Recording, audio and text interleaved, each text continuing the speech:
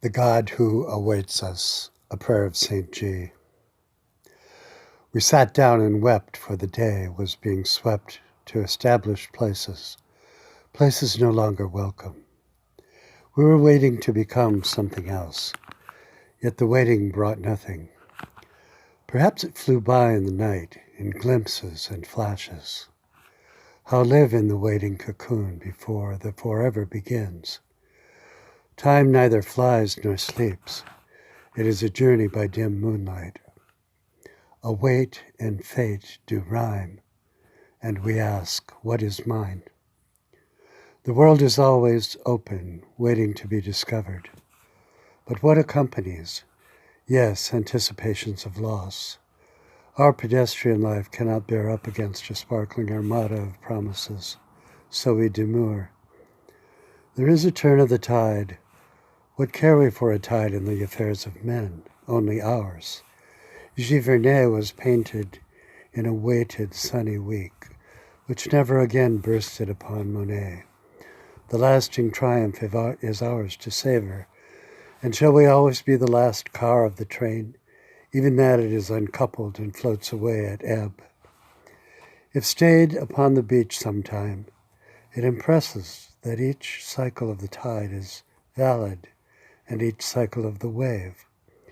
So imagine that when the tide of disappointment goes out, then comes the tide of loving rushing in. What is it brings us finally to prayer? It is the gradations, like as the tide, carrying in and out the flotsam and jetsam of our lives. We are crew to the ship in distress, and what are the dross we must discard? The major categories may be disregarded, for all have them and may recite them to themselves. No, it is the inapparencies held secretly. We abandon our own ship, too easily giving up, and largely it is the guidance of hope which falls in battle. For a time, perhaps a very long time, we wait upon the Lord.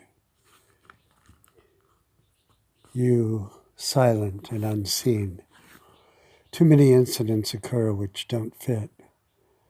Thus we are on the downward path from hope of glory. A tiny bird attends our path.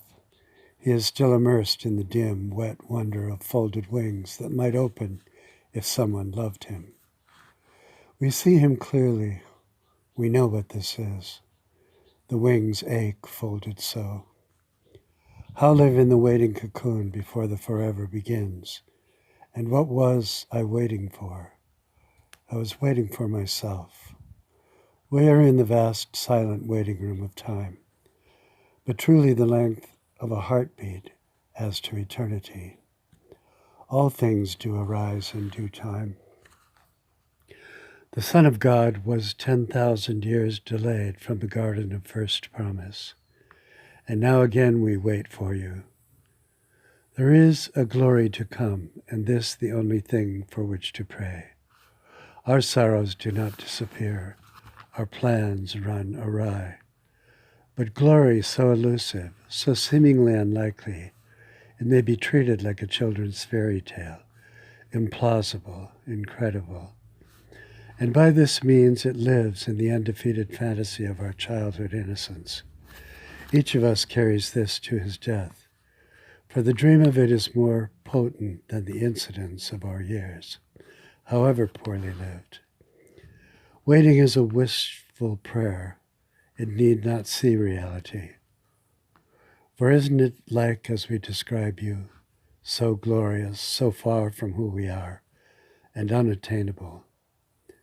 This our prayer is fitted to thee, to drop the silly rules we counted plus and minus to ourselves, and to fall upon unseen grace. In the revelation of tomorrow's dawn, I will be embraced by you. You will burst upon me, whether or no I have prayed for it. It is not rewarded duty. It is the great, unlikely, unhoped miracle. We await, as all the centuries, to see the consolation of Israel. We await the kingdom of God. Amen.